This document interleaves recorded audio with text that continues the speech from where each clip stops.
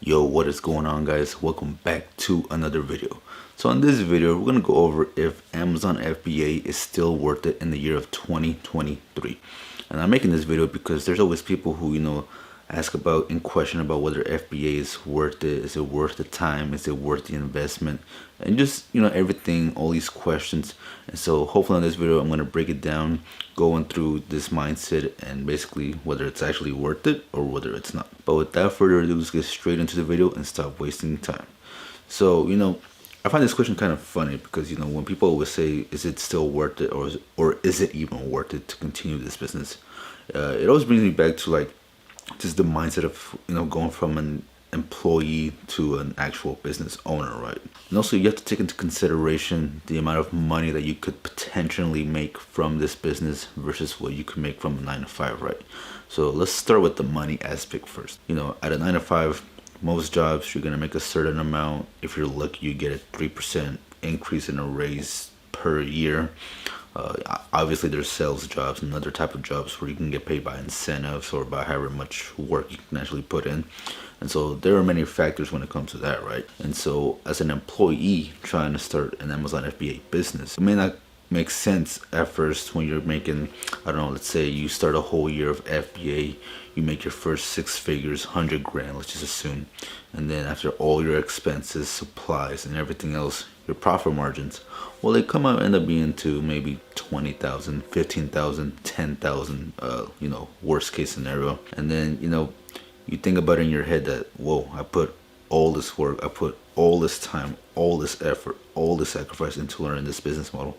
And at the end of the year, that's all that I'm making. And, it may not seem like much, but guys, look, you also got to consider that your first year or your first 2 years even is going to be your learning years, your learning year. It's going to be where you're basically learning the whole entire process, the entire game. This is where you're making the most mistakes. This is where you're just, barely scratching the surface with this business. And so it's crazy to me that when at the end of that year, people are like, well, I don't know if this is even worth the hassle. That was a lot of work or whatever. And so, going into that mindset, I can kind of understand why. But at the same time, it also comes down to your actual why did you start this business, right? Like, why did you want to start a business like FBA? Why did you want to get into this? And, just your why at the end of the day. Was it because of more money? Was it because of freedom? Was it because of just being able to kind of do whatever you want, right? Not having to ask someone for days off, maybe. But whatever the case may be, you have to remind yourself why you started this business in the first place. Like me personally, I hated my job. And so I was looking for different alternatives on making money with stocks, the YouTube channel, and so much, just basically everything else. And so when I stumbled upon Amazon FBA, to me, I was like, okay, this seems pretty simple, right? Because I was already working long hours at my job, working physically literally from my feet all day, on my feet, sorry. And so to me, I was like, you know what, this is easy money. I'm going to give it a go and just continue to scale and grow. And so, I dealt with it year after year. And so again, guys, it just comes down to the mindset of how bad you want to make this business work. Because 9 out of 10 times, honestly, if you have to question yourself whether this business model is really worth it for you, it probably isn't for you, right? That doesn't mean that there aren't other business ventures that may be for you.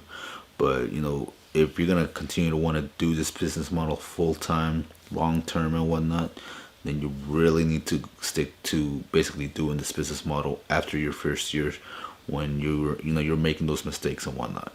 Because, especially when it comes to the profit margins, you guys have to keep in mind, man, that in a normal business, like a retail business, physical type of business, or even most businesses at that, a lot of them are sitting at 10% on the lucky year or even less. Take for example, big retail stores like Walmart, they're running on 2 to 3% margins. Now, obviously, they're at a bigger scale. They have multi freaking stores, distribution centers. They're more global and whatnot. Countryside. They're more countrywide and whatnot. So obviously, as you continue to scale, those margins get smaller and thin. And so for them, that's what their margins are looking at. But it just puts you into the perspective like, wow, if I can make 12% margin after all my expenses versus what Walmart's making, then you're doing really, really, really well, okay? And so, and another thing to keep in mind also is that, you know, keep in mind, let's say you make your first 6 figures, right? In that entire year, you make 100 grand or whatever. That's still the beginning process. It's still compounding. So maybe by year 2, you hit 500K, and then year 3, you hit your first million. Year 4, 2 million. Next thing you know, making that 100K in 1 year with, I don't know, a 10K profit margin. Now you end up making that in 1 month.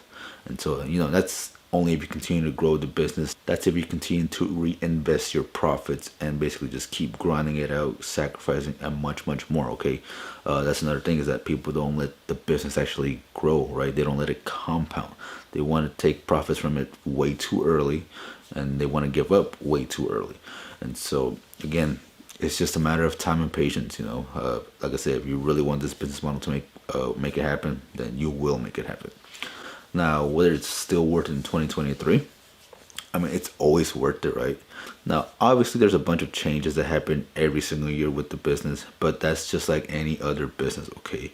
Every business model, no matter which one you decide to take, whether it's FBA or some content creation or anything else for a matter of fact, they're gonna have changes, okay? There's just nothing you can really do about it but adapt to those changes. And that's something that a lot of sellers, for some reason, kind of quit, is because they hate dealing with all the new changes. They hate, new fees popping up and, a lot of stuff, such and such. But, again, even with the fees, people always say, complain that the fees are too high or whatever. But again, you got to come from the mindset that, for one, you're outsourcing a lot of the aspect, especially when doing FBA, fulfilled by Amazon specifically. With FBA, you're prepping your products or having a prep center do them for you. You're putting them all in boxes and then shipping them out to the Amazon warehouses. And from there, they're basically, when you get orders coming in, they're handling all the customer service. They're handling all the orders to fulfill.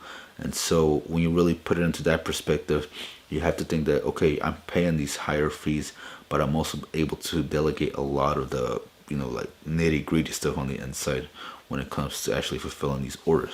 And so that's why you're also paying those fees. Now, to me personally, it's very worth it, because I can imagine doing the same thing with eBay. Let's say you want to do eBay versus Amazon, for example. The thing with eBay is that, let's say if you get 100 orders, you have to personally fulfill every single one of those orders. Whereas with FBA, we send a shipment in of 100 units. Those units get sold. Amazon's fulfilling those orders for us. So while you're doing eBay, fulfilling those 100 orders, I'm already, sourcing newer products, ready to purchase more newer products, and already a step ahead versus someone who's doing eBay. And so I'm okay with paying those higher fees, okay? Versus someone who's doing eBay, they may be okay with lower fees, but you're also going to have to put in more work, okay? And so that's another thing with the fees. Obviously, they change every single year to get higher. Another thing you have to consider is that you're going to have to source more or be more strict on your profit margins, okay? If Amazon increases some of your products fees by like 20 cents, or you're going to have to increase your prices by 20 cents and, adapt to that situation. And also, just all the headaches and bullcrap that comes with running an Amazon FBA business. You're going to have headaches with any business. That's just the truth, A business is not easy. It's not fun for most people. Because you have a lot of crap to deal with, and honestly, you're gonna have way more crap to deal with running an FBA business than actually enjoying probably most of it, at least up front. All right. Now, once you're fully established, you start scaling, you start outsourcing, then you're gonna see the opposite end, and you're gonna see all the fun and the enjoyment come out more versus doing all the hard work. But in the beginning, you better believe you're gonna put a lot of work. All right. There's just no way around it if you want to run a successful Amazon FBA business. So even though we deal with IP complaints, price tanking, competitors jumping on listings, detail pages removed, it's just something that you still have to adapt with, and you have to be willing to adapt with, because if you can't adapt with it, then this business model isn't going to be for you. And maybe even entrepreneurship in general may not even be for you. But I really don't try to say that to be negative or, discourage people from, doing this, because I really want a lot of you to succeed in this business model.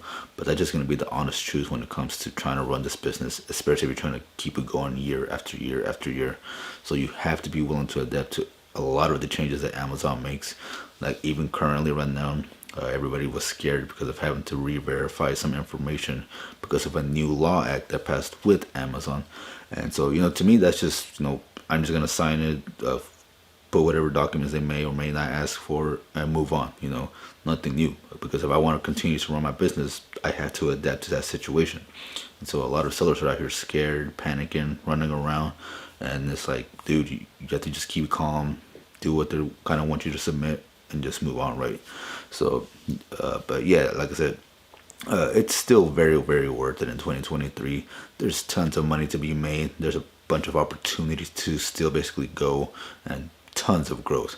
I mean, we're seeing more and more people shopping online, especially from third-party sellers on Amazon. I think they make up the most sales at this point in 2023. So there's still room for improvement, room for growth. And if you're, thinking of getting onto this business model, you're still very early on. Trust me, you are not like late or anything. And keep in mind, this is stuff that people have been saying for the past years. Like even when I started my journey, there were still people saying the same crap, the same thing every single year. Oh, it's not worth it. Oh, Amazon's gonna fall off in the next 2 years, or this and that, right? So it's just, like I said, it all comes from a mindset perspective that you really need to kind of change with yourself. And also, could something happen to Amazon down the road? Yeah, probably. Will it happen in the next 2 to 5 years? I highly doubt it. Amazon's way too big to just kind of crash that rapidly. But of course, you never know, right? Now, could something happen in the next 20 to 40 years? Absolutely, right?